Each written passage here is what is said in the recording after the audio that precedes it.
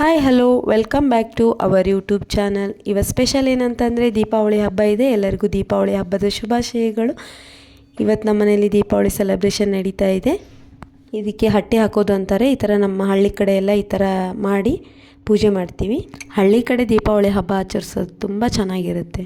ಇದು ಸಾಯಂಕಾಲ ಹುಲಸು ತರ್ತಾ ಇದ್ದಾರೆ ನಮ್ಮ ಮನೆಯವರು. ಹುಲಸು ತಂದಮೇಲೆ ಅದಕ್ಕೆ ಕಾಲಿಗೆಲ್ಲ ನೀರು ಹಾಕಿಬಿಟ್ಟು ಅದನ್ನು ದೇವ್ರ ಮನೆ ಒಳಗಡೆ ಇಟ್ಟು ಪೂಜೆ ಮಾಡ್ತೀವಿ.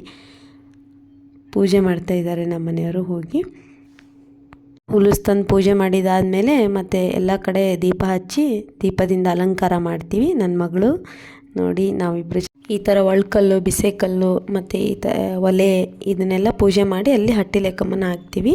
ಇದೇನು ಸ್ಪೆಷಲ್ ಅಂದ್ಕೊಂಡ್ರೆ ಈ ಹಬ್ಬದಲ್ಲಿ ಎಲ್ಲ ದೇವರನ್ನು ಪೂಜೆ ಮಾಡ್ತಾರೆ.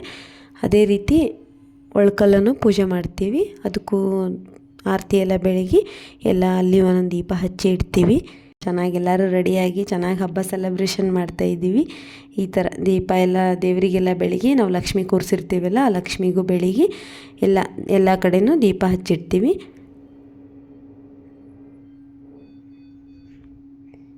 ಇದು ನಮ್ಮ ಹಳ್ಳಿಯ ಸಂಪ್ರದಾಯ. ಹೇಗಿದೆ ನೋಡಿ. ಚೆನ್ನಾಗಿದ್ರೆ ಲೈಕ್ ಮಾಡಿ, ತಪ್ಪದೆ ಪೂರ್ತಿ ವಿಡಿಯೋ ನೋಡಿ. ಈ ಥರ ಮನೆ ತುಂಬ ಎಲ್ಲ ದೀಪ ಹಚ್ಚಿ ಮನೆ ಹೊರಗಡೆ ಅಲಂಕಾರ ಮಾಡ್ತೀವಿ. ಅಲಂಕಾರ ಮಾಡಿ ಪಟಾಕಿ ಆ ಥರ ಎಲ್ಲ ಸುರ್ಸುರು ಬತ್ತಿ, ಕುಡುಕಿ ಇದೆಲ್ಲ ಹಚ್ಚಿ ಎಂಜಾಯ್ ಮಾಡ್ತೀವಿ ದೀಪಾವಳಿ ಹಬ್ಬನ. ದೀಪಾವಳಿ ಅಂತಂದರೆ ಬೆಳಕಿನ ಹಬ್ಬ. ಈ ಹಬ್ಬವನ್ನು ನಾವು ಈ ಥರ ಸೆಲೆಬ್ರೇಷನ್ ಮಾಡ್ತಾಯಿದ್ದೀವಿ. ಪಟಾಕಿ ಹೊಡೆಯೋದಾಗಲಿ, ಸುರ್ಸುರು ಬತ್ತಿ ಹಚ್ಚೋದು, ಕುಡುಕಿ ಅನಿಸೋದು, ಈ ಥರ ಎಲ್ಲ ಸೆಲೆಬ್ರೇಷನ್ ಮಾಡ್ತಾ ಖುಷಿ ಪಡ್ತಾಯಿದ್ದೀವಿ ನಮ್ಮ ಫ್ಯಾಮ್ಲಿ ಎಲ್ಲ ಸೇರಿಕೊಂಡು.